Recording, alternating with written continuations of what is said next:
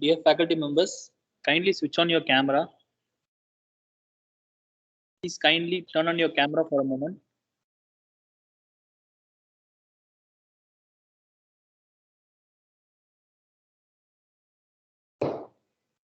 Thank you, sir.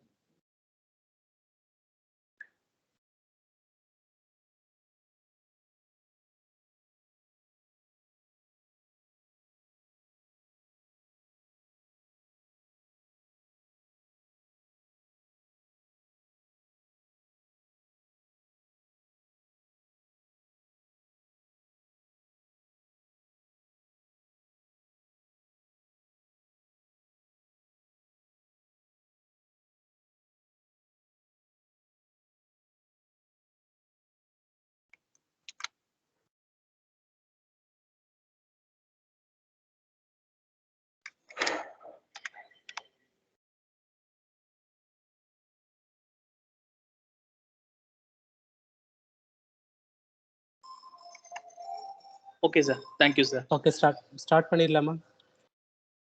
Yes, sir. Good afternoon to all. This is the first day session, second session. Dr. Rosa Bonham, Professor of EC, is going to handling for electromagnetic field. The headline of electromagnetic field. Ma'am? Usha, ma'am? Sir, yes, sir. Yeah, yes, sir. you will start.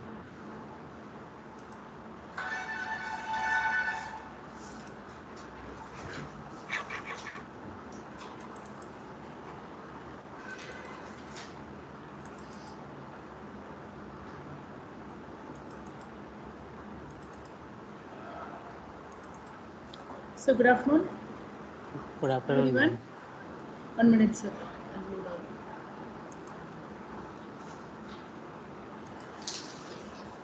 So, I'll just wind up with the morning session, and then we will move on to the top of our second unit, which is our electrostatics. So, till in morning session, we were discussing about review of vector algebra and introduction to rectangular, cylindrical, and spherical coordinate systems, and the gradient divergence of a vector field. Then and there, we will discuss in second unit. We will cover divergence theorem and curl, divergence, and gradient. I had given as introduction to the top vector algebra.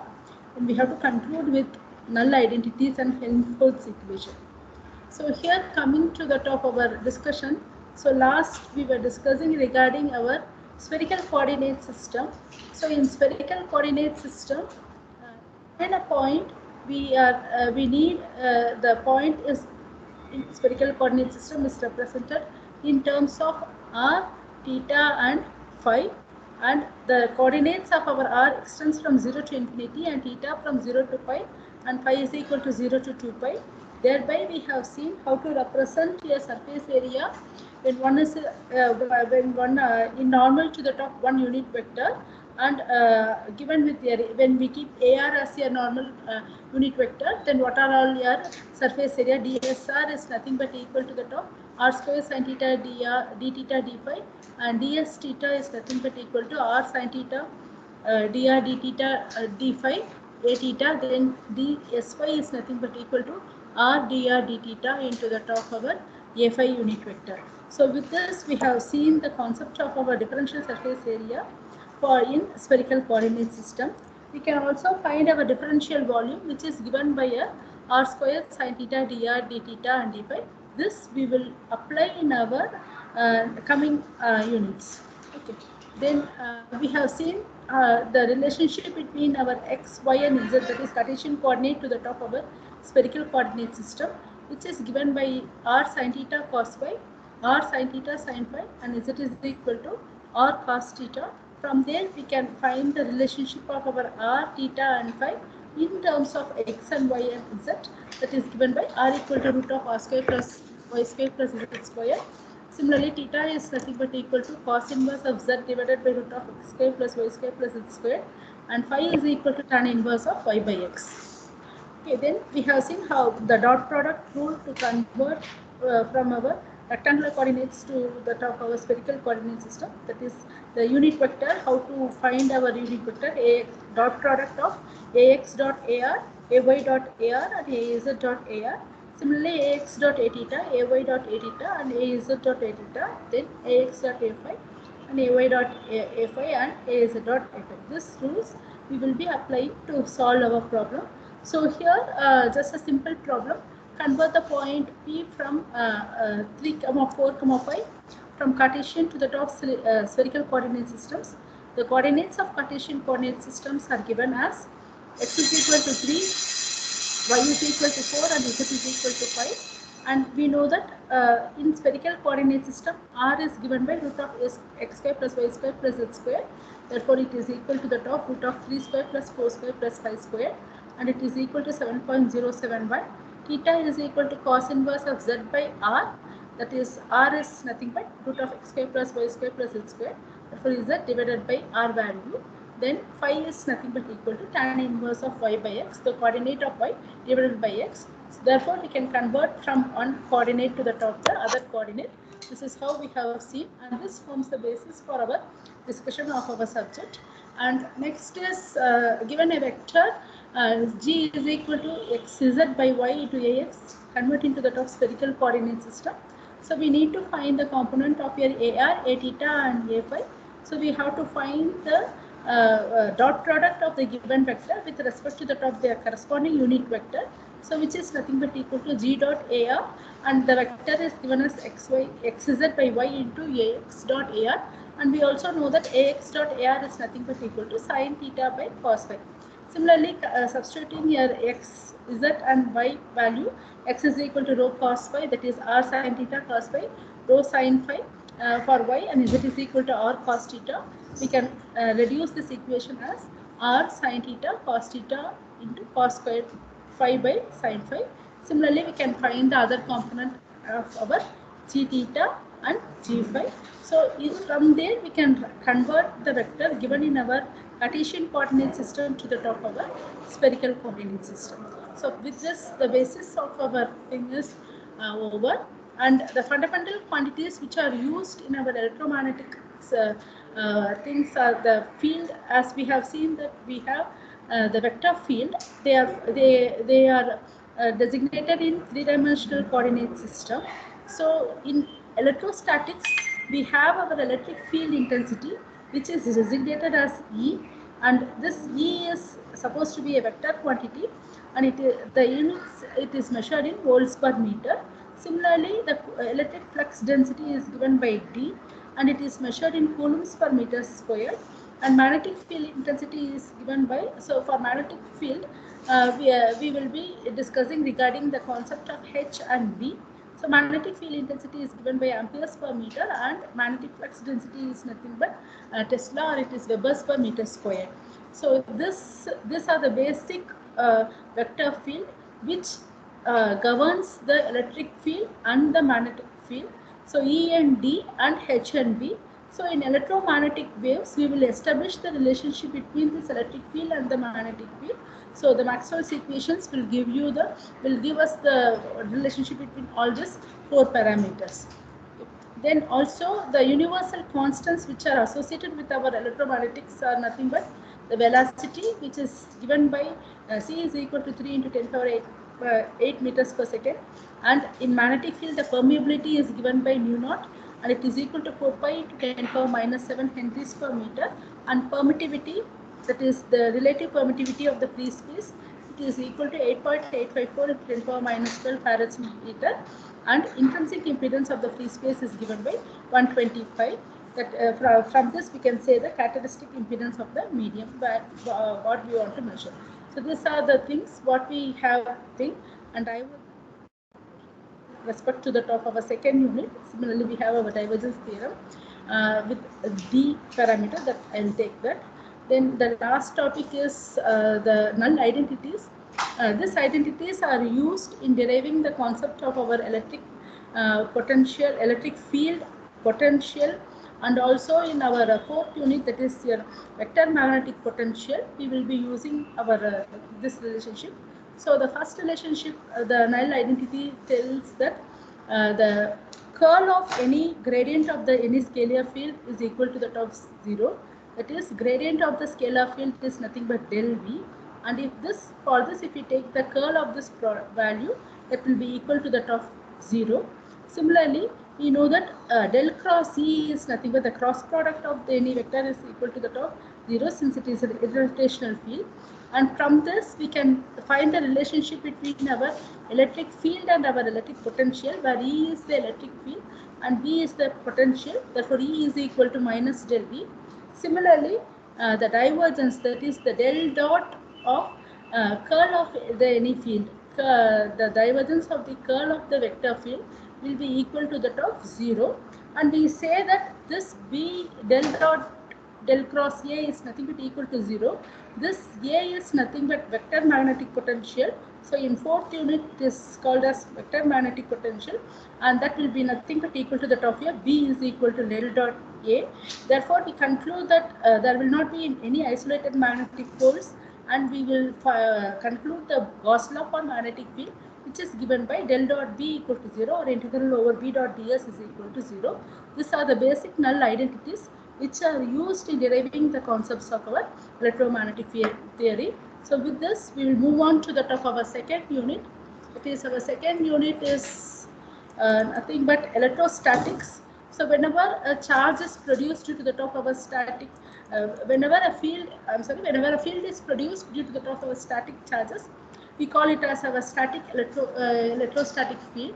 And from this, we get into the concept of our electrostatics. So in second unit, the concepts that we are going to discuss are electric field, Coulomb's law, Gauss law and application, electric potential, and concepts of conductors, nature of the conductors, and conductors in static electric field, boundary conditions. I don't think so that we have time to discuss capacitance, you see, and Poisson's and Laplace equation. And these are the things I have planned for this session. Okay, and the entire second unit is given over here. Okay. Then again the textbook or nothing but Haidt book only I have referred, and Haidt and Cheng book. Okay. So coming to the top of our static electrostatics. So here the source which is going to produce this electrostatic field is nothing but charges. So when we have charges distributed, the first law which is pertaining to the top of our electrostatic fields are nothing but our Coulomb's law. So as we all know that Coulomb's law states that force is directly proportional to the top product of two charges and inversely proportional to the top the square of the distance between this two charges. So when we have two charges, Q1 and Q2 distributed, again F is nothing but equal to Q1 Q2 divided by R squared, and this proportionality constant can be replaced by K, and F is equal to nothing but K into Q1 Q2 divided by R squared. And this proportionality constant in terms of the permittivity of the medium is nothing but equal to K is equal to 1 by 4 pi epsilon naught, where epsilon is the permittivity of the medium, and if we include the permittivity of the free space and the relative permittivity of the medium in which it is traveling, so we can write epsilon is nothing but equal to the top epsilon naught into epsilon r, and by the definition of Coulomb's law, it is nothing but equal to force is equal to Q1 Q2 divided by R squared. This proportionality constant can be replaced by 1 by 4 pi epsilon naught. And if you see this 1 by 4 pi epsilon naught value, and if you substitute and we know that epsilon naught is nothing but equal to 1 by 36 pi into 10 power minus 9, or it is equal to the top 8.854 into 10 power minus 12 farads per meter. So if epsilon naught is given in free space, then we have to substitute this value, and if they give some value of your epsilon naught, suppose if it is 1 or 8.4 depending upon the medium in which it is traveling, then we have to substitute it as epsilon naught into epsilon r. Thereby we can say that the force in general by Coulomb's law is nothing but equal to the top Q1 Q2 divided by 4 pi epsilon naught r square, and this law forms the basis of discussing our concepts of electrostatics, because when we have two charges Q1 and Q2, we know that it is going to be distributed by this distance r, and again Coulomb's law is a hypothetical condition where the distance, if we assume our distance as infinity, so suppose if you have two charges and if the charges are distributed with an infinite distance, quite obviously it is sure that force becomes zero. So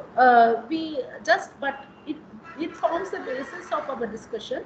Therefore, we assume that it's not equal to that of infinity. There exists some theoretical distance between our two charges, Q1 and Q2. Then only our postulates of Coulomb's law and our electrical field intensity holds good in our real-time conditions.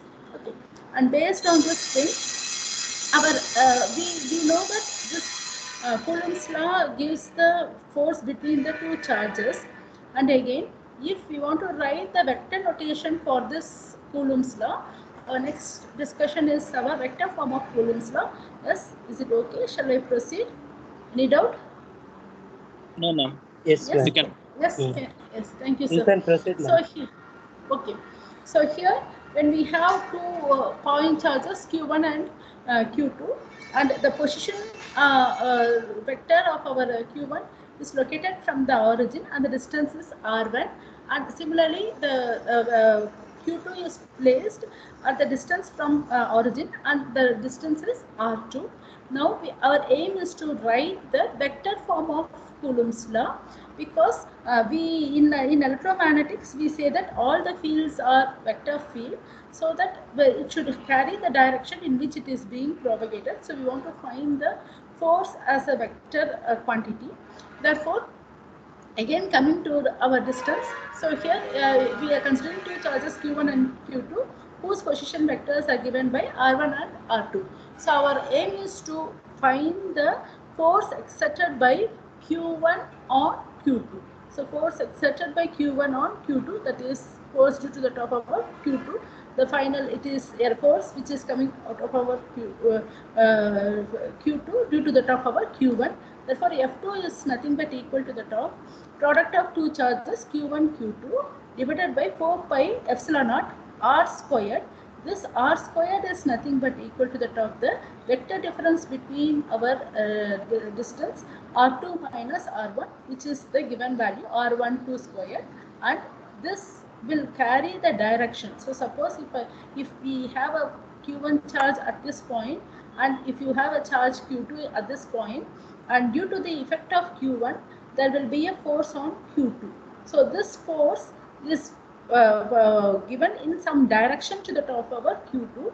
Surely the unit vector which carries with this distance will give the direction in which the field is, in which we are measuring the force. Therefore, A12. Therefore, Q1 Q2 divided by 4 pi epsilon naught into R12 square into A12 unit vector, where A12 unit vector is the vector along the distance R12, and this R12 is nothing but equal to the top here R2 minus R1.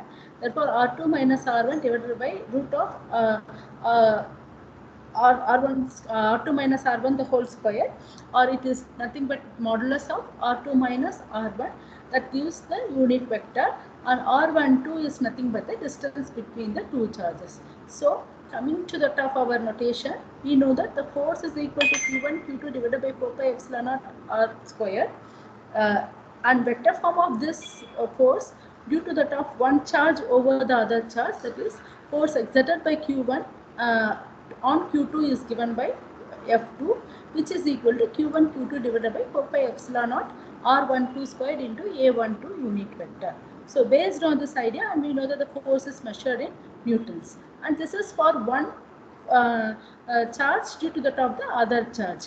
And if you assume that if there are n charges distributed in the medium, and each has a position vector from the origin, then it follows the principle of superposition theorem. As we know that the principle of superposition theorem is based on the property of linearity and homogeneity. So if you have one charge Q1, so we are going to measure the force due to the top of a charge Q1 due to the top on Q. Similarly, the force on Q2 to the top of Q and force on Q3 due to the top of Q acting separately. And if we add all the force due to the top of the n charges, we are going to find the net force due to the top of the given charge distribution. So this forms of a superposition principle for charges. So if there are more than 2 point charges, then each will exert force on the other. Then the net force is can be obtained by the principle of superposition, that is adding the effect of the force due to the top of the individual charges acting separately, that gives the superposition principle concepts. Therefore, again coming to our thing, so we have here Q1, Q2, Q3 are the 3 charges which is distributed from the origin. So the position vector of our Q1 is R1. Similarly, position vector of Q2 is R2. Position vector of Q3 is nothing but equal to R3. And we have the charge Q from where we want to measure the force, net force, that is here. The effect of our charge Q1 will give a force on Q. Therefore, where we want to, that is our field point where we want to measure the force is nothing but here Q. Therefore, F Q1Q is nothing but equal to the top Q1Q divided by 4 pi epsilon naught R1Q squared divided by A1Q. Therefore, we can write our unit vector in terms of our vector distance, which is nothing but the vector R minus our R1. So R minus R1 divided by modulus of R minus R1. That is our force due to the top of our Q1 on Q. Okay. Yes. Any doubt? Shall I proceed? Yes, ma'am. Yes. Similarly, we want to find the force due to the top of Q2 on Q. It is given by FQ2Q, that is given by Q2Q divided by 4 pi epsilon naught R2Q squared, which is into A2Q. Therefore, this will be equal to the top R minus R2 divided by modulus of R minus R2. Therefore, we can find our A2Q. Similarly, the force exerted due to the top Q3 on Q is nothing but equal to Q3Q by 4 pi epsilon naught R3Q the whole square into A3Q, where A3Q is nothing but equal to R minus R3 divided by modulus of R minus R3. Therefore, by the principle of superposition theorem, we know that the total force is nothing but the net effect of force due to the top of the individual charge acting separately. Therefore, FQ1Q plus FQ2Q plus FQ3Q plus etc. till how many charges we have. So here, in general, if there are n charges, then the force exerted on Q due to the top of all charges given by FQ.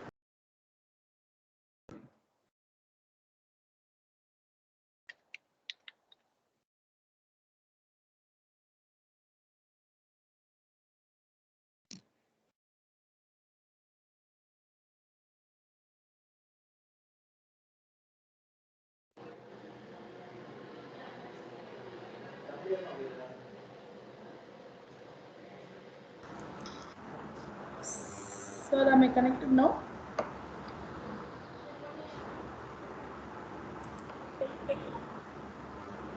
கேக்குதா sir? இருக்கா? கேக்குது ma'am. Okay, sir. Okay.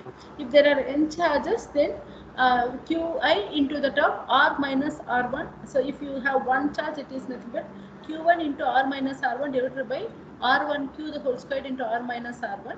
Similarly, if we have our next charge, it is plus Q2 into R minus R2 divided by R2Q the whole squared into R minus R2 till the etc. till the number of charges. So we come, if there are n charges, there will be, it follows our superposition theorem to find the net force due to the top of the individual charges acting separately. Okay, and based on this, we have our problem. So here a charge Q1 is equal to minus 20 microcoulomb. It's located at P as minus 6, 4 and 6, and charge Q2 is nothing but equal to the top 50 microcoulombs, and it is located at 5, 8 and minus 2 in free space. So find the force exerted on Q2 by Q1 in vector form. So we are going to find the force due to the top of our Q2 on Q1 in vector form. So therefore, it is nothing but here R1, R21 we have to find. So here the charge here Q1 is located at minus 20 coulombs and it is at minus 646. Similarly, charge Q2 is 50 microcoulombs and it is located at 5, 8, minus 2. We want to find the force on Q2, F2 due to that of our Q1. Okay. Therefore, the point position vector is given by P is for the first thing. It is minus 6, 4, 6. Therefore, minus 6ax plus 4ax plus 6ay. Similarly, the Q1 is given as 5, 8, minus 2. So, 5ax plus 8ay minus 2az. Therefore, the force on Q2 is given by F2 is nothing but equal to Q1, Q2 divided by 4 pi epsilon naught into R12 squared into A12. Therefore, we can find R12 is nothing but our distance or the vector difference between here vector R minus vector P.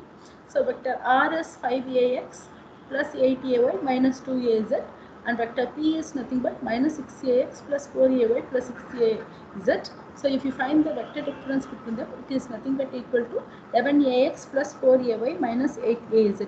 Similarly, the modulus of this value is given by root of 11 square plus 4 square plus 8 square, which is given by 14.1774. Okay.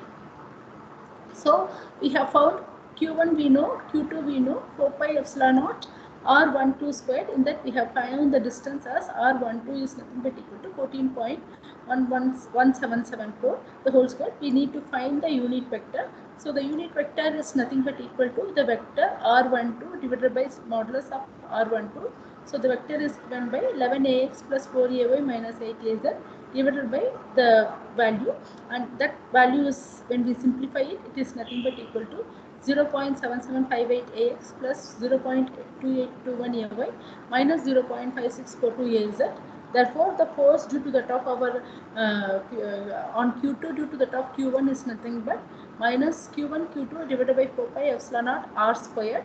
So, R squared is this denominator value 14.774 into the whole square into the top the unit vector, and the unit vector we have found it is nothing but equal to this value. Therefore, when we substitute this, it is equal to the top the given value 0.0346ax minus 0.1 into 261 into ay plus 0.025 into a2 into az, and we know that the force is measured in newtons.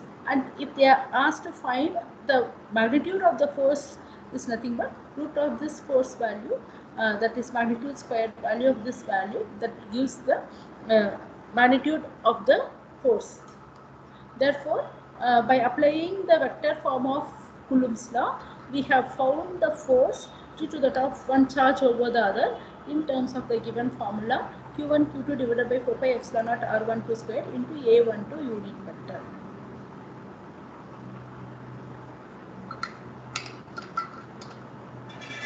Sir, can we proceed? Yes? Any doubt? Shall I proceed? Yes, ma'am. Proceed, ma'am. Yes, ma'am. Yes, sir. Thank you. Then a simple problem. Again, we have to find the force of attraction between two charges spaced at 10 centimeter apart in vacuum. The charges are 4 into 10 power minus 8 coulombs and 6 into 10 power minus 5 coulombs.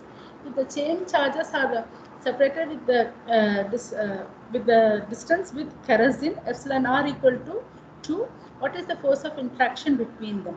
So, we know that epsilon r equal to 1 for vacuum and epsilon r equal to 2 for kerosene, it is given here. Therefore, we have to again find our just the force between the two things. So, force is nothing but Q.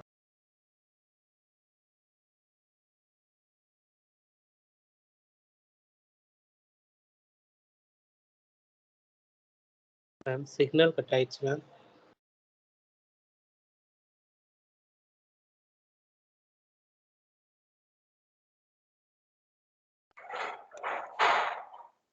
Hello, sir.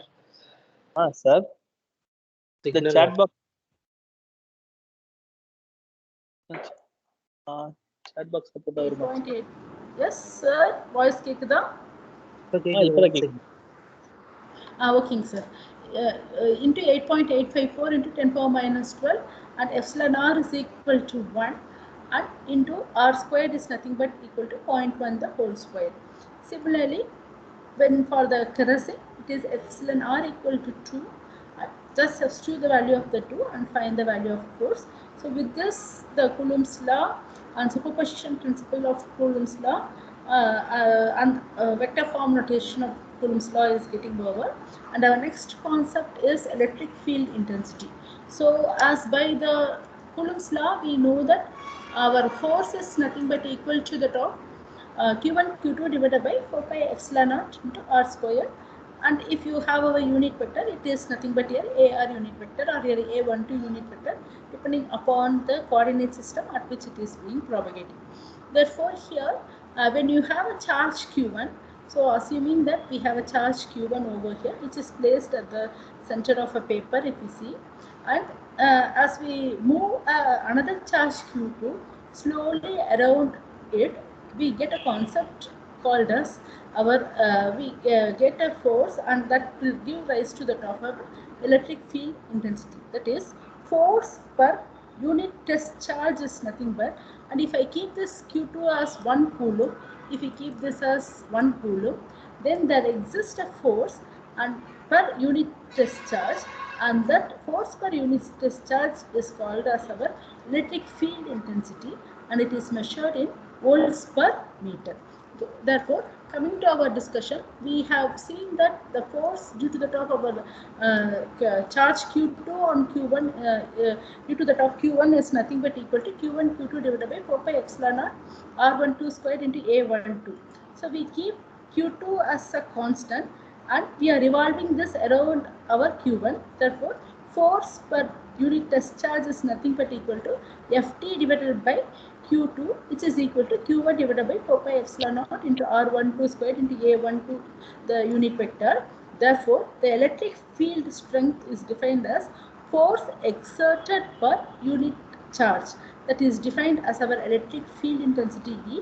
So now we are coming to the top of our first notation of describing our electrostatics, which is nothing but, so we have seen the source of our electrostatic is nothing but our charges Q. From the charge Q, we have told the Coulomb's law, and from Coulomb's law, the first notation what we want to describe our electrostatic is our electric field intensity, and the definition of our electric field intensity is nothing but equal to the top of our force per unit test charge, and it is equal to the top of our Q1 divided by 4 pi epsilon naught R1P the whole square into A1P. Why R1P is nothing but the field point where we are going to measure the field. It is given by our RP point, and source is nothing but equal to the top of our R1 where the source is placed. It is what is called as our source point and our field point. So P is the position of any other charge around Q1, and this equation is nothing but our electric field intensity due to the top of our individual point charge, or we can say that electric field intensity E is nothing but equal to the top Q1 divided by 4 pi epsilon naught into R square into A1P unit vector. We also have one more definition of our electric field intensity, that is force experienced by the unit positive test charge of Q2 is equal to 1 coulomb, is also called as our electric field intensity, and the unit of electric field intensity is measured in volts per meter. Okay, based on this discussion, we have our concept of our electric field intensity due to the top of a single point charge, which is that of our Q1. So if you have a charge Q1 which is located, assume that it is located in a spherical coordinate system, therefore it will be in the form, the radius will be, it will be in the form of a sphere which has a radius of r, and our Q2 is our test charge which is of 1 coulomb.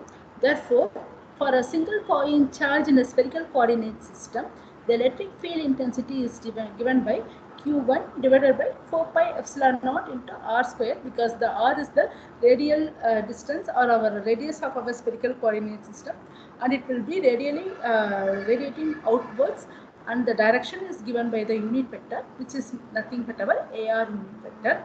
Therefore, the electric field intensity E due to the top of a single point charge Q1 in spherical coordinate system is given by Q1 divided by 4 pi epsilon naught into r square into AR unit vector.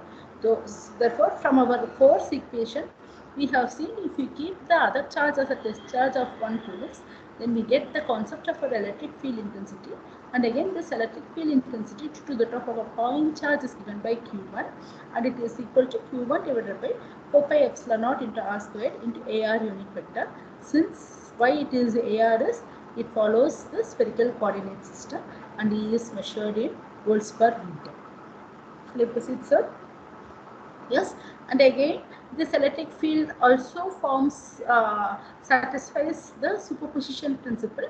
So if we have n charges Q1, Q2, Q3 and Q4 and Q4, then the total electric field intensity at a point P, that is the field point P, is the vector sum of the individual field acting separately due to the top the charges, given charges at the point P.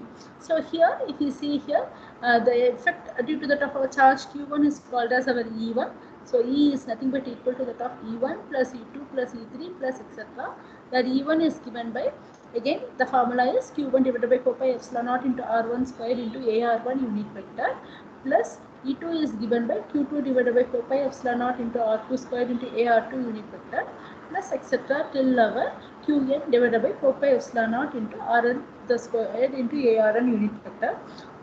Therefore, we conclude that the electric field intensity also follows superposition principle when there are n number of charges distributed in a given thing. Okay. Therefore, in general, we can conclude that our electric field intensity is nothing but equal to 1 by 4 pi epsilon naught summation of I is equal to 1 to n.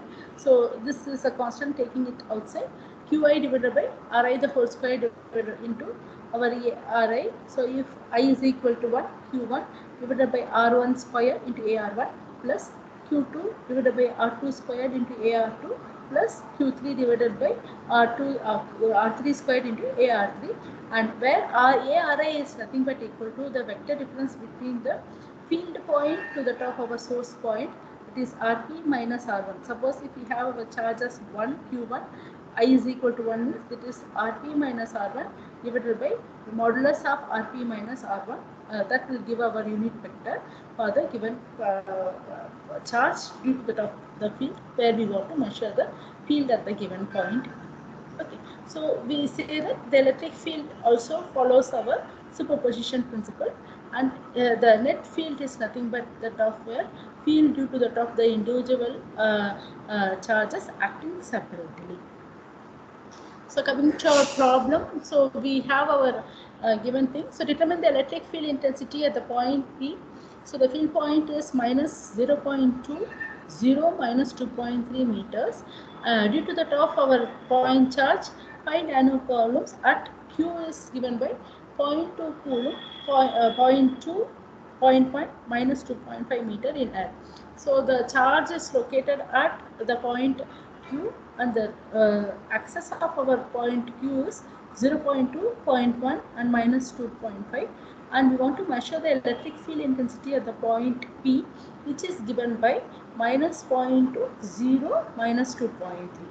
So this is the, so in anything, our first assumption should be we should draw the free body diagram or some illustration regarding that of the problem statement given, then only we can proceed with the thing. So here, as we all know that the electric field intensity is given by Q divided by 4 pi epsilon naught into R squared into AR unit vector, where AR unit vector is nothing but the vector difference between the field point minus the source point, it is P minus Q divided by modulus of P minus Q, and the value of our P is given by minus 0.2, 0 and minus 2.3, and Q is given by minus 0.2, 0.1 and minus 2.5. Therefore, minus 0.2 minus of 0.2 into AX, 0 minus 0.1 into AY, minus 2.3 minus of minus 2.5, so plus 2.5 into AZ.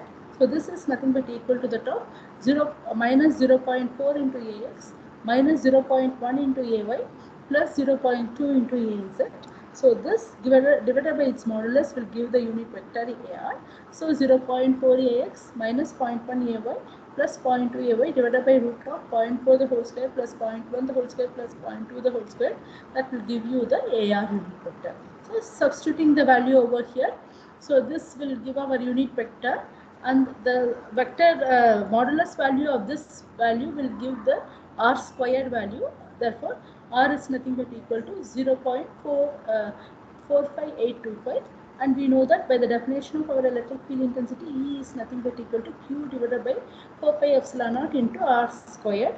So Q is nothing but equal to that of 5 into 10 power minus 7, nanocoulomb. So 5 into 10 power minus 9 divided by 4 pi into 8.854 into 10 power minus 12 into r squared is nothing but 0.458 into 2 pi the whole square into AR unit vector, and this gives the value of, and we have found our AR already. So this is nothing but minus 0.8728 into AX minus 0.2182 into AY plus 0.4364 into AY. Then it is nothing but equal to the top. E is equal to minus 186.779 into AX minus 46.9694 into AY plus 93.389 into AZ joules per meter. So this is how we will find our solve our problems regarding that of our electric field intensity. Yes.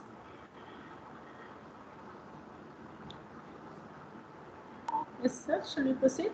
Any doubt? Yeah, definitely. Yes, ma'am. Okay. Then the next problem is simple spherical coordinate system. Calculate the electric field intensity at a point on a sphere of radius r is equal to 3 centimeter if a positive charge of 2 microcoulomb is located at the origin of the sphere. So considering a sphere, and if we have a charge q which is located at the origin of the sphere and the charge value is 2 microcoulomb and the radius is r equal to 3, and the field will vary everywhere with respect to the top of our normal component of the field will be given by our AR unit vector. Therefore, only with respect to the top of the radius it will vary. Therefore, it is nothing but equal to the top of AR unit vector. Therefore, the sphere is given as r equal to 3 meters and our radius. Then your AR unit vector is given, and as again by the definition of our electric field intensity, E is nothing but equal to Q by 4 pi epsilon naught into r squared into AR unit vector. R is given as 3 here, and we know that Q is equal to the charge Q, which is given as 2 into 10 power minus 6 divided by 4 pi into 8.854 into 10 power minus 12 into r square into AR unit vector. So when we solve this, it is nothing but equal to the top here 2 kilovolts per meter into AR unit vector, and always MKS system is followed for solving our electromagnetic field problems. Yes. Yes, shall we proceed? So we have seen in the concept of our electric field intensity, the main source of our field is nothing but our discrete charges. So when we have our charges acting on one over the other, we get the concept of called as our field. So we have to see that how our charges are being distributed. So what are all the variations, or how our charge can be existing in our distribution. So here the charge can exhibit as point charge, line charge, surface charge, or volume charge. That means a charge can take the shape of a point, or it can move in a line, or it can move along a surface, or it can be any volume thing. Yes, that is what we have seen. Even in our Cartesian and cylindrical coordinate system, we want to define a point. From there we have defined a line, that is a differential length, then differential surface and differential volume. Same thing here, when it can be distributed only in this form, then only we can mathematically analyze the parameters for our charge distribution. So coming here, the charge can be either as a discrete charges here. So Q1, Q2 and Q3, therefore it is a point charge. So Q divided by 4 pi epsilon naught r squared is our electric field intensity, and the charge can take the shape of our line. Therefore, it is called as a line charge density, and it is given by rho L. The designation used to define our line charge is given by rho L, and it can be either in the form of a circular loop. Therefore, it is our rho L again. Therefore, the charge density of the line charge is given by the total charge per the given length is nothing but our line charge density. Therefore, rho L is equal to total charge in coulombs divided by total length in meters, so which is given by coulombs per meter. And when we evaluate this charge Q Q is nothing but equal to, so rho L is equal to Q by L. So which is nothing but, here we want to have an infinite length, and from there we will find our total charge. Therefore, Q is nothing but equal to integral over L of rho L into dl. So this gives the total charge due to the top of a line charge density. Yes.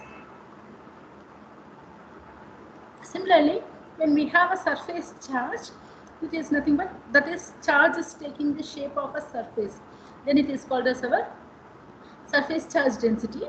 Therefore, the charge we have in the form of rectangular sheets or like this. Therefore, we say that rho s is called as a surface charge density. Charge density itself, we know that it is nothing but total charge divided by total area in square meters. Therefore, our charge density is given by coulombs per meter squared, and the total charge due to the top of a surface charge can be evaluated as an integral, and it is given by integral over s into the top rho s into ds, which gives the total charge q. Okay. Yes. Then we have our volume charge. So the charge is taking can be exhibited in terms of volume. Therefore, a volume it will be in terms of a cylinder, or it will be a closed volume, where we can measure the differential volume for the given surface area of surface volume of consideration. Therefore, the volume charge density is designated as rho v, and it is again equal to the total charge in coulombs divided by total volume in meter cube or cubic meters. Therefore, coulombs per meter cube.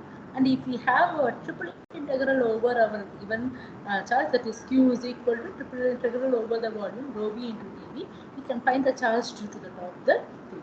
That means if we evaluate our line integral, we will be evaluating one parameter only will be changing, line integral. And if we have our surface integral, we will be in terms of our dx dy or dy dz or dz and dx. And similarly, if it is our volume integral, we will be evaluating our triple integral, that is dx, dy and dz. From there, we can find the total volume and the total charge enclosed in the given volume. In general, electric field intensity due to the top of our point charge is given by E is equal to Q divided by 4 pi epsilon naught into R squared into AR unit vector. And now, as we were discussing now, the electric field E is equal to Q divided by 4 pi epsilon naught into R squared into AR unit vector. If the charge is lying as a line charge, then we know that dq is nothing but equal to the top rho L into dl. Therefore, dq is equal to rho L into dl divided by 4 pi epsilon naught into R squared into AR. Therefore, this is a differential electric field due to the top of a differential charge. If we want to find the net electric field, then we want to integrate over the given integral. Therefore, it is nothing but rho L into dl divided by 4 pi epsilon naught R squared into AR unit vector. So, this gives the electric field due to the top of a surface charge. We have to take one integral within the given limits. Therefore, the length will be given. Suppose if the length is extending from 10 meters to 50 meters, we have to just substitute the parameters, whatever given in the specification, and then we have to evaluate the electric field. When we have our charge as surface charge, so E is equal to Q by 4 pi epsilon naught into R squared into AR unit vector. Instead of this charge, we have our charge lying as a surface charge. Therefore, it is nothing but equal to the top of our rho s into ds divided by 4 pi epsilon naught into R squared into AR unit vector. So that gives the value of our electric field intensity. Therefore, dE is equal to rho s into ds divided by 4 pi epsilon naught into R squared. Therefore, we can find the value of our electric field if the charge is distributed as a surface charge. This is a small portion.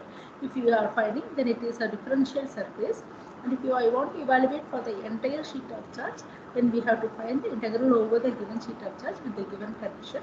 Therefore, we can say that we can find the electric field intensity due to the top of the infinite sheet of charge, which is given with the parameters.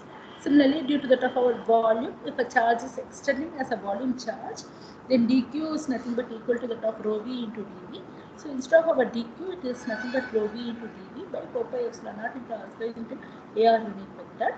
And we want to evaluate E due to the top of that volume, the entire volume. So now we are having only differential volume. from there we can find the total volume, which is given by rho v dv divided by 4 pi epsilon naught into r square into ar unit vector.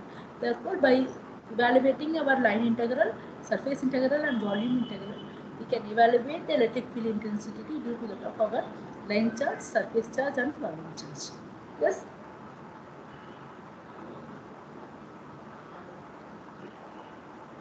Yes. Shall I proceed? Any doubt? No doubt. Okay. And this is of course one of the important thing what we have to take, that is electric field due to that of our infinite line charge. So suppose if we have a line charge, only the concept I am taking, and this is, it includes derivation that we have to take while we take in the class. So we assume that we have a line charge that is placed in z-axis. Suppose line charge, we can consider it like a tube light like thing. That is, you assume that a small portion of a line charge is placed on the z-axis, that is 0, 0, z. So this is the source point where we place our line charge, and the field point is on y-axis, that is the field point is at P. Therefore, it is given by the coordinates of our dEy and dEz and dE. And here, if you see here, this line charge will be for a distant observer at this point.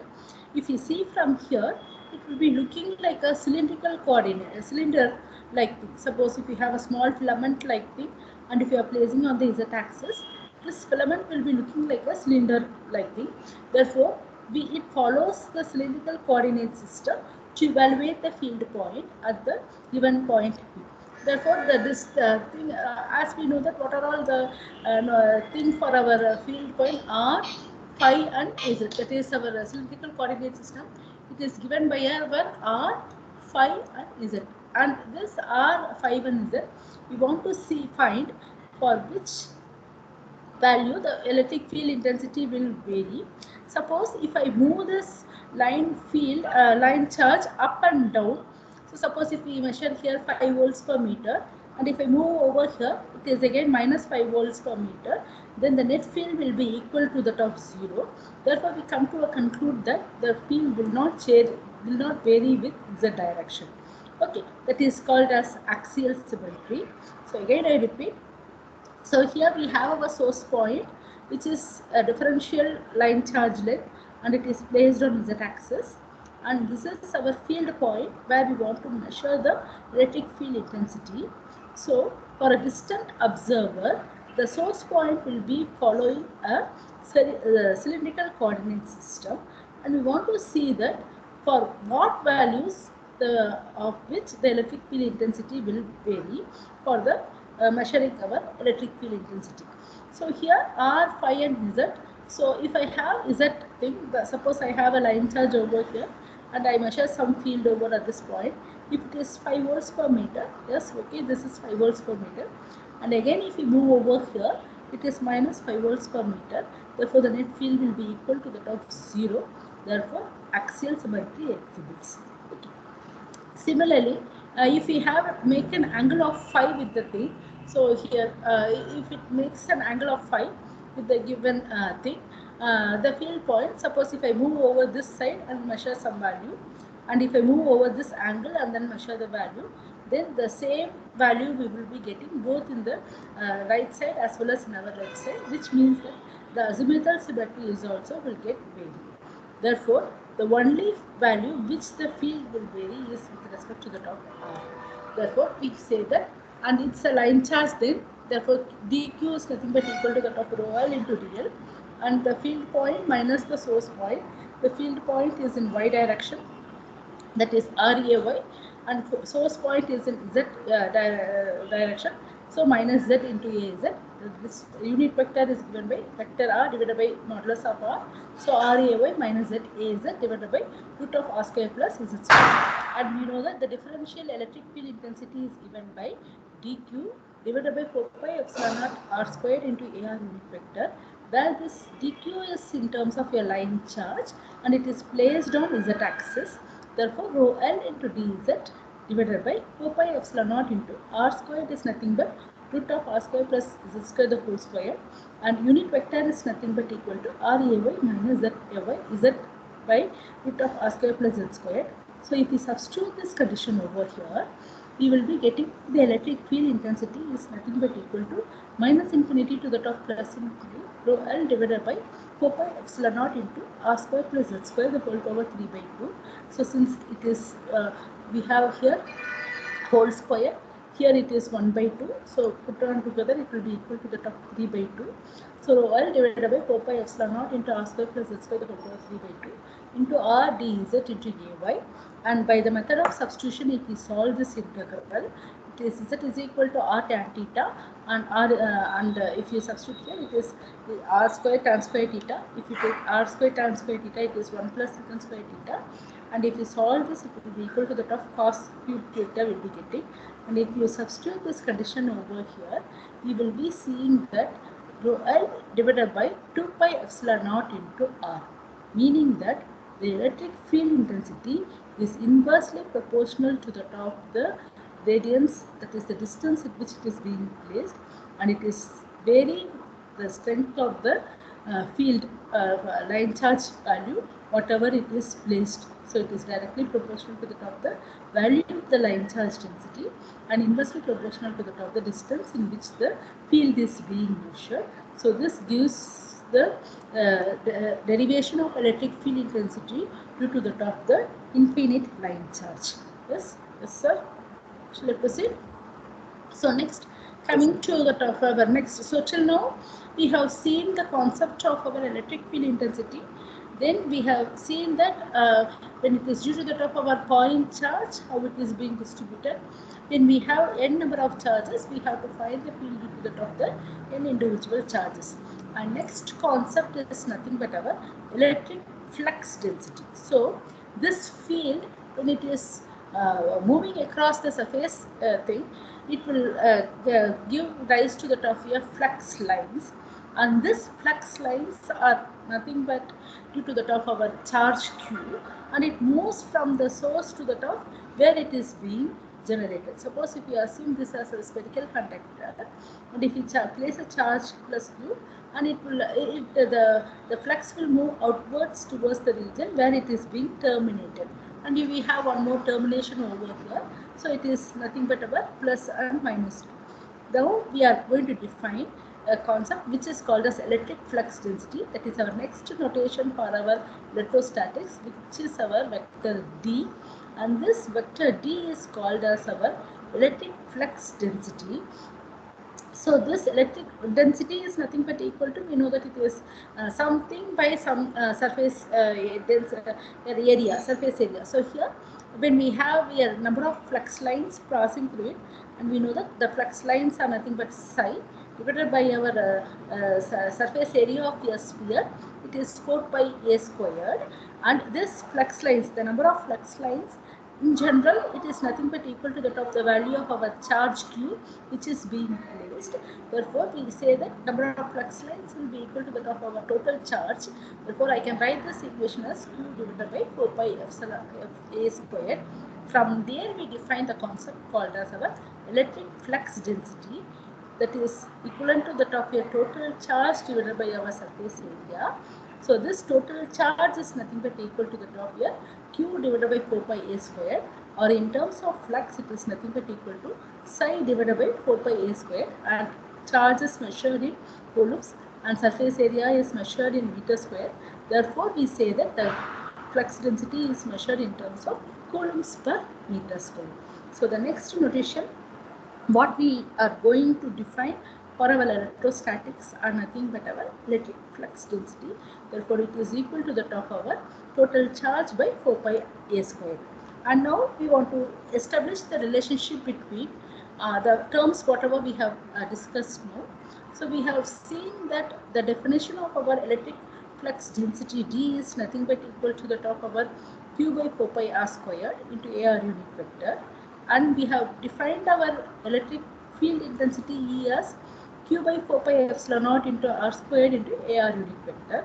So when we compare these two equations, we can readily say that our D and E are related in terms of the given condition, the electric flux density D is nothing but equal to the tau epsilon naught into E, where epsilon naught is nothing but equal to the tau of our permittivity of the free space, and if our relative permittivity of the medium is given, we have to replace it by epsilon naught into epsilon r, so which will give the value of D is equal to epsilon naught into epsilon r into E. Similarly, we will also conclude the relationship between B and H in our magnetic field, where B is nothing but equal to the tau nu into H. We will see in fourth unit. So in this, coming to the top of our postulates of our electric field intensity, the electric flux density is related to the top of our electric field intensity by a factor called as D is equal to epsilon naught E.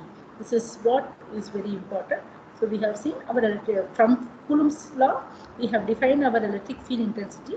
From this, we have defined our electric flux density, and then what is the relationship we exhibit between these two is given by D is equal to epsilon naught E, and that holds good for our free space. And if the relative permittivity of the medium is being given, we have to replace it by epsilon naught. Then next, coming to the top of our Gauss law and divergence theorem. So with this, the concepts of our electric field intensity, the line charge, surface charge and volume charge density, the relationship between our E and D is getting over. And next is our Gauss law. So here from the Gauss, yes sir, me doubt?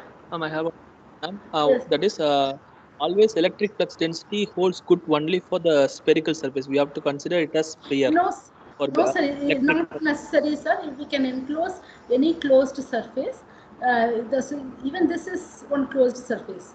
Yes or no, sir? We should have a normal component of our vector that is pointing outward from the given thing, and for our easier understanding, we are confining to the top of spherical coordinate system, sir. Okay, wow. Okay. Not necessary, sir. It can be any closed surface. So this should form a locus of any closed surface. Yes, sir? Yes, ma'am? Yes. Yes, ma'am? Yes, ma'am. Any arbitrary surface. Yes, Shubhashni? Voice கம்மியா இருக்கு ma'am. Subhashni, ma'am, voice.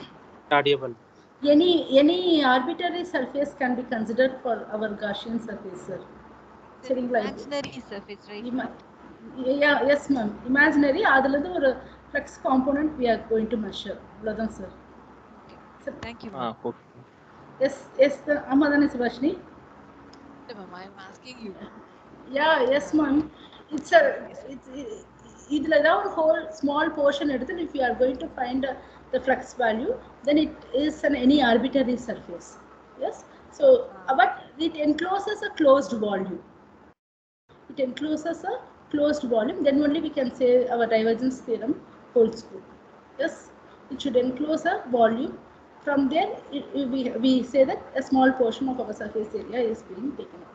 Therefore, the electric flux passing through any closed surface is equal to the total charge enclosed by the surface. So, suppose if we have a point charges, the source that is given due to the top of point charge Q, then by means of our Gauss law, it states that the electric flux passing through any closed surface, this flux psi is nothing but equal to the top of our total charge enclosed by that surface. So psi is equal to Q, and we are going to measure this value in terms of our flux component, which is nothing but our D dot ds. So here our del psi is nothing but our flux crossing across the surface area ds. Then we are going to find the value of our total flux psi in terms of rate of change of the variable d psi, and it is equal to the top ds dot ds. This ds is nothing but a small surface area where we are the normal component of our electric flux density, which is moving outward from the given surface area ds, and the unit vector n will be there that will give the direction of the field component, which is given by the ds dot ds into the top unit vector an unit vector. Yes, sir. Shall I proceed? President sir? Yes, ma'am. Ma'am, can you explain this slide again, ma'am? I couldn't understand. Just Sir, formula, ma'am. இல்லைங்க sir இப்போ வரைக்கும் நம்ம electric flux density D we have measured. D is nothing but total charge by surface area. Okay, next we are going to measure that if it is we have our Gauss law. I mean, yes, charge can be extended as a line charge, surface, or as a volume. அது நம்ம முன்னாடி பார்த்தோம். Suppose if this charge is being enclosed in a given volume, what is our rule to find the total charge in the given volume? Therefore, we can find some distributions of our charges. Therefore, from there we say that the flux is nothing but equal to the term.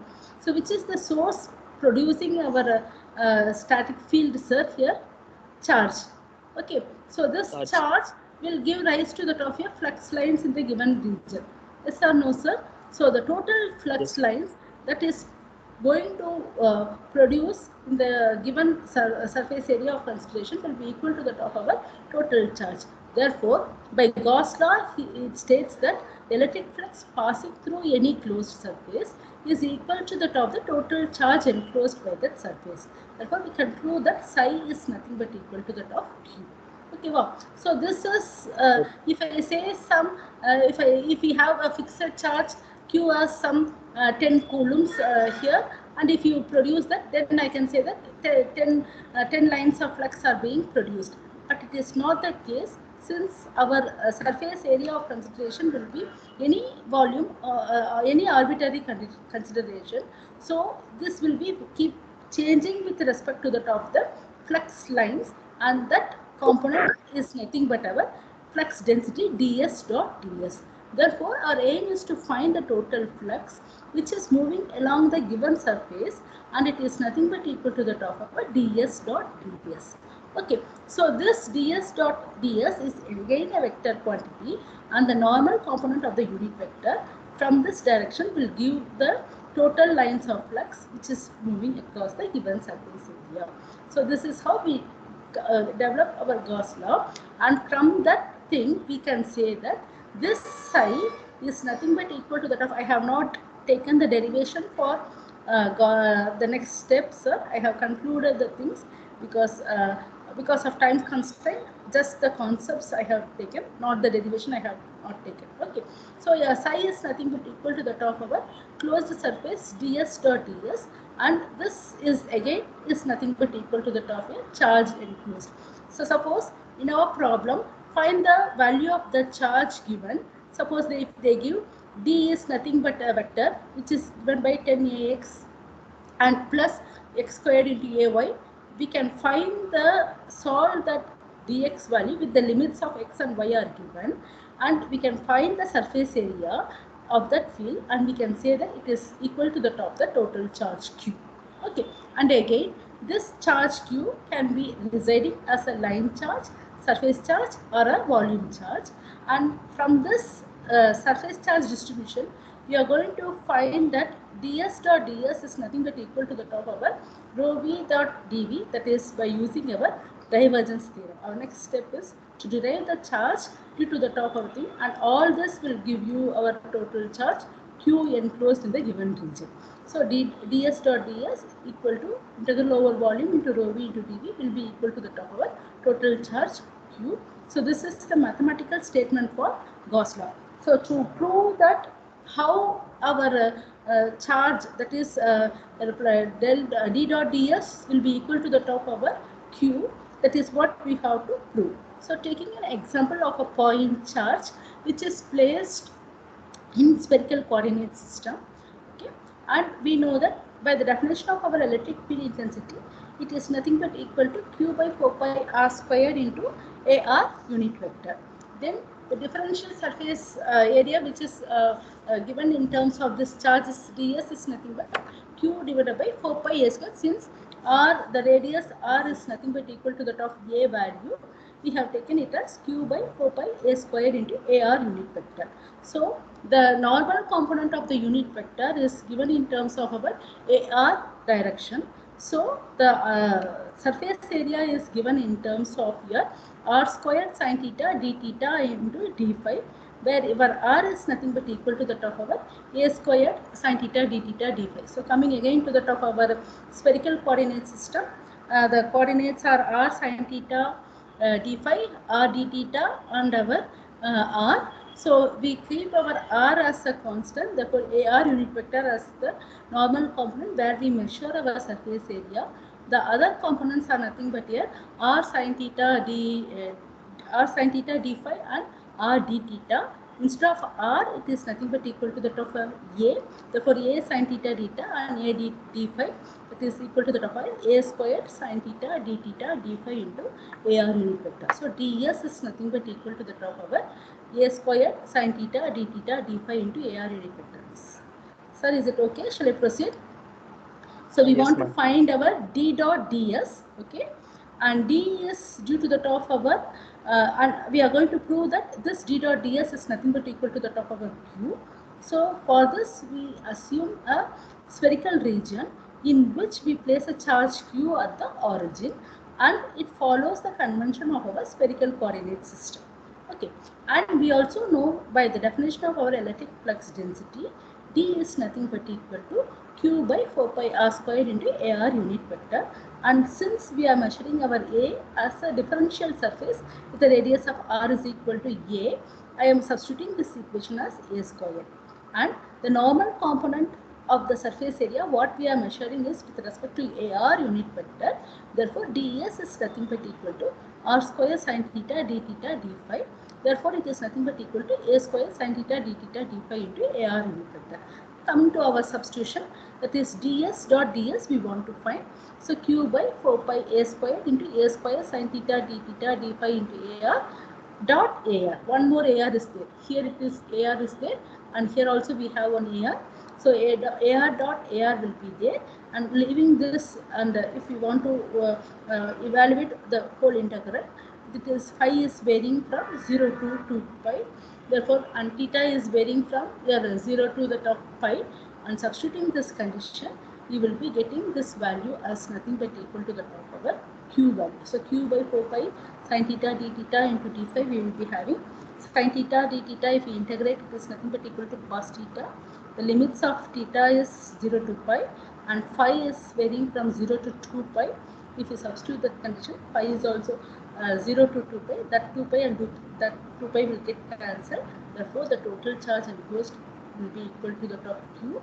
So similarly, we can prove that given some notation of our field, we can say that whether the total charge is enclosed is equal to the top of our d dot ds will be equal to the top of your total charge q. Yes, sir. So this is the application of our Gauss law. Gauss law for our point charge distribution, where it follows our spherical coordinate system.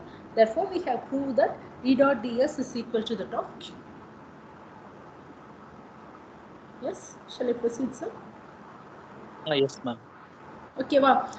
So here our next is from this we are going to get our Maxwell's first equation, which we call it as our divergence and Maxwell's first equation. Therefore, and I am going to say that this d dot ds, if I integrate, if I find the surface integral of the component on one side, and if you find the volume integral on the other side of that flux varying coming out of that region, d dot ds is equal to del dot d into dv. If I find that, then it is nothing but equal to that of our divergence. Therefore, by the property of our divergence, the divergence of the vector flux density A is the outward flow of flux over a closed surface per unit volume, and the volume shrinks to 0. So this is the condition for our divergence. So the divergence theorem states this is also our divergence theorem, which states that it is nothing but the net flux flow coming out of the given surface area to that of the volume, and the limiting condition what we have here is the volume is tending to the top of our 0 condition. From there we define the concept of our divergence. Similarly, if d is our flux density, we can find the divergence of our vector D, that is given by limit del V tending to 0, D dot ds divided by del V. Therefore, we say that the divergence of the vector field is given by this value. Therefore, if we write our divergence value as a vector, it is nothing but dou by dou x into ax plus dou by dou y into ay plus dou by dou z into az is equal to limit del V tending to 0 integral over a dot ds by del V. Therefore, from there we can say that, and by our Gauss law we have proved that this d dot ds is nothing but equal to that of q. Therefore, limit del V tending to 0, d dot ds by del V is nothing but equal to that of q by del V. So, total charge by total volume is nothing but equal to that of our rho V. That is what we have seen, the volume charge density, and this is nothing but equal to that of our divergence D, or our Maxwell's first equation. So this will be discussed in by Subhashini ma'am in tomorrow's thing. It is del dot D will be equal to that of our rho V.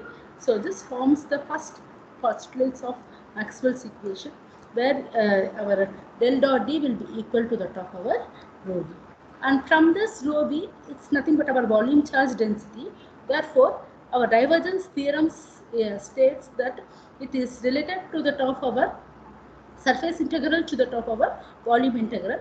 Again, this divergence is a quantity which can be expressed both in three of our coordinate system, in rectangular coordinate system, in cylindrical coordinate system, and also in our spherical coordinate system. Okay, so we have concluded that integral over d dot ds is equal to q by Gauss law. And from the Gauss law, we have seen that the first Maxwell's equation is nothing but equal to the top of our del dot D is nothing but equal to the top of our rho V. This forms the first Maxwell's equation, and this is derived from our postulates of our electrostatics.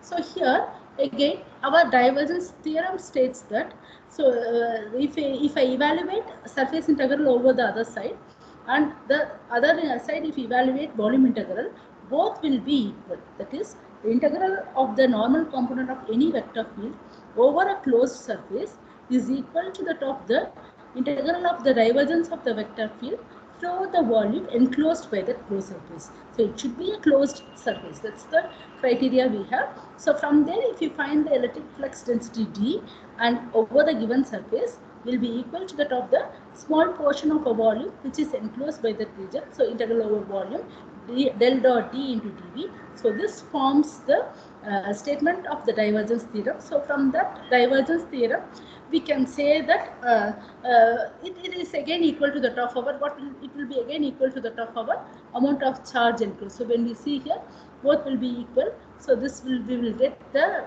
coulombs, total charge enclosed in that given region. Yes, yes, sir. So we have defined, Yes, we have started from our Coulomb's law. We have defined our electric field intensity.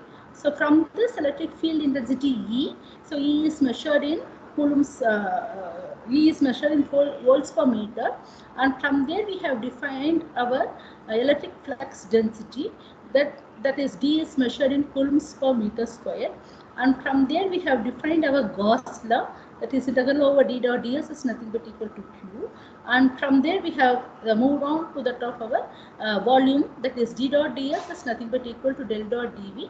So from there we say the Maxwell's first equation. Yes, and then we have our next is potential. We have to define what is the field.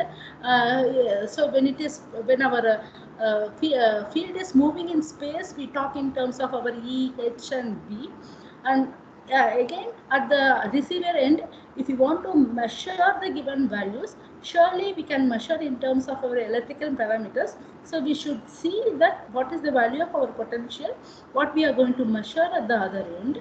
Therefore, we come again from the field, how we are able to get our value of our potential.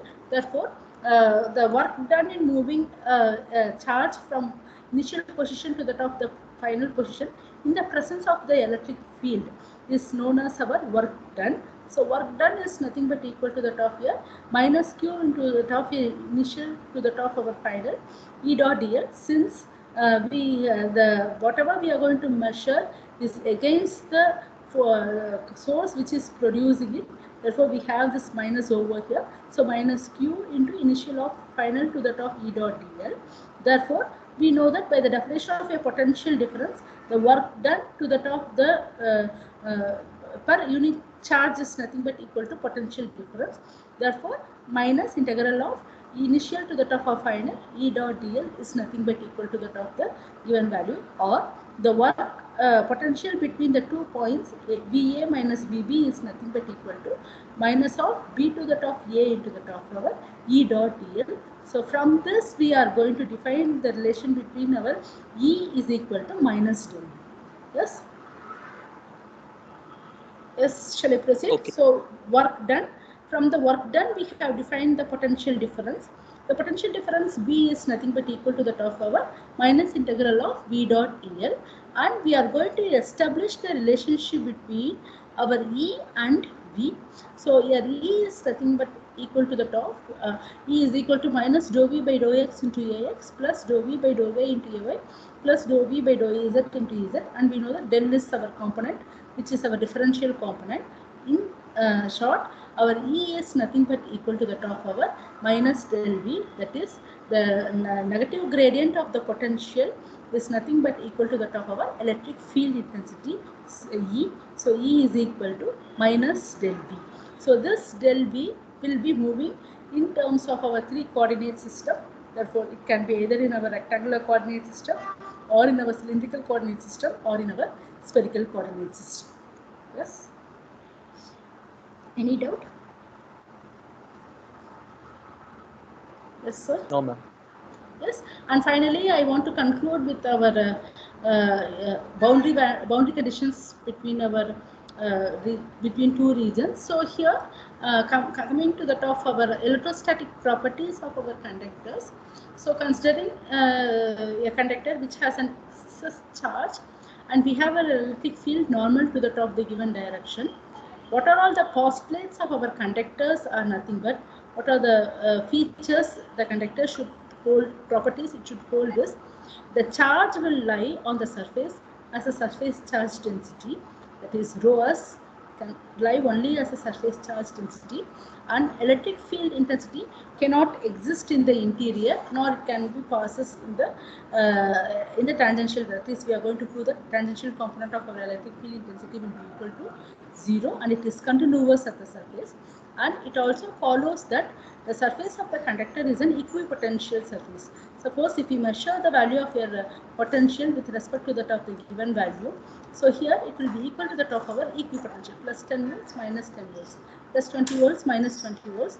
So with reference to that of the surface of the medium, it will be considering as an equipotential surface. So these are the properties of our conductors, electrostatic properties of the conductors. So one thing is, charge can exist as a surface charge. Then the electric field is continuous and the medium at which it is being propagating, and the conductor surface is an equipotential surface. So based on this criteria, we are going to find the tangential and our normal component of an electric field and our flux density. As we all know that when field is propagating in our electrostatic condition, the component what we want to measure is nothing but equal to the top of our E and D. That is an electric field and our electric flux density G. Suppose if we have a medium of separation between a conductor to the top of a dielectric medium, and if a wave is propagating, so this wave can be can be segregated as tangential component and our normal component, that is E tan and our En. Similarly, the electric flux density can also be exhibited as our tangential component of electric flux density and tangential normal component of electric flux density. And we also know that we are enclosing a closed region. Suppose considering a closed region like this with respect to that of the given surface, then we want to find the integral. We have defined that integral over the net electric field intensity will be equal to 0, since it is a conservative field. The electric field is a conservative field. because energy can either be created nor be destroyed. We are transferring from one energy to that of the other, and the net field will be equal to that of 0. Therefore, we say that integral over E dot dl will be equal to 0.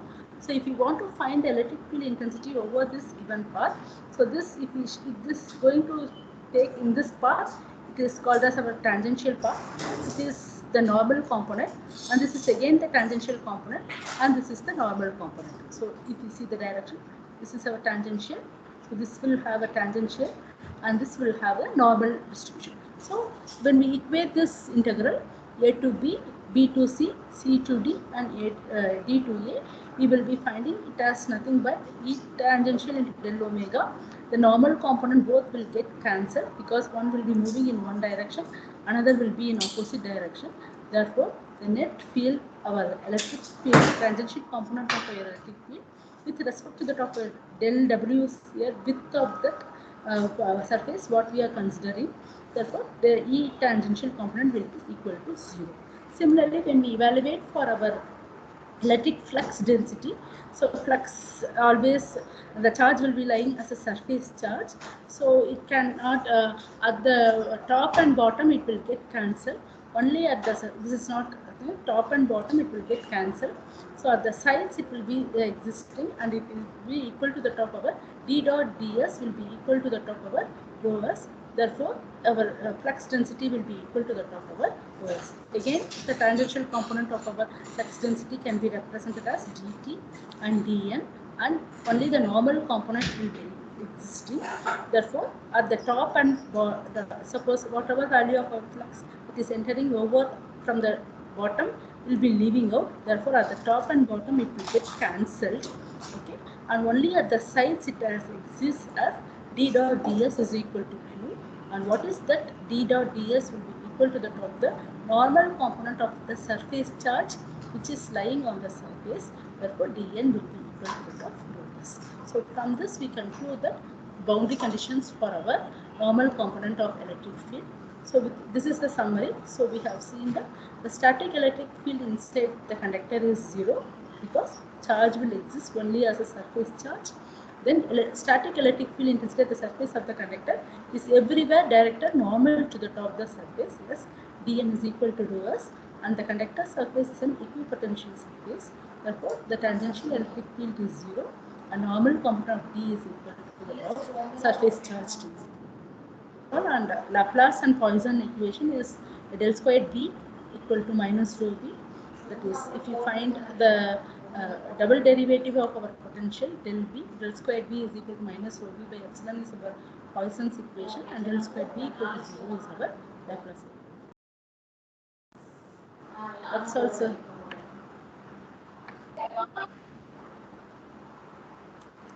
Any doubts, sir? Thank you, ma'am. Any doubt, ma'am? Anything? Shall I?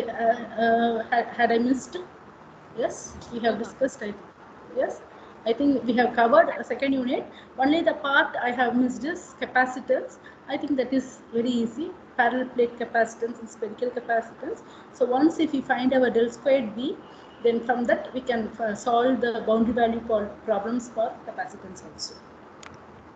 Yes. Thank you. Any doubts, sir? Thank you, ma'am. Okay, sir. Anything? No, ma'am.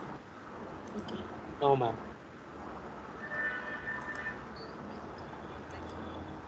Thank you, ma'am. Thank you. Thank you. Tomorrow, 10. Sir, Yeah, So voice The break. voice is not. 10 a.m. Yes, sir. Magnetic static by Mr.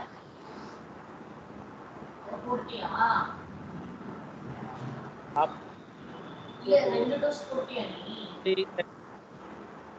Okay, sir. Time will electromagnetic is going to press possible. Thank you. Thank you all. Thank you, sir. Thank you, madam. Thank So, President sir, recording class off பண்ணிடுங்க.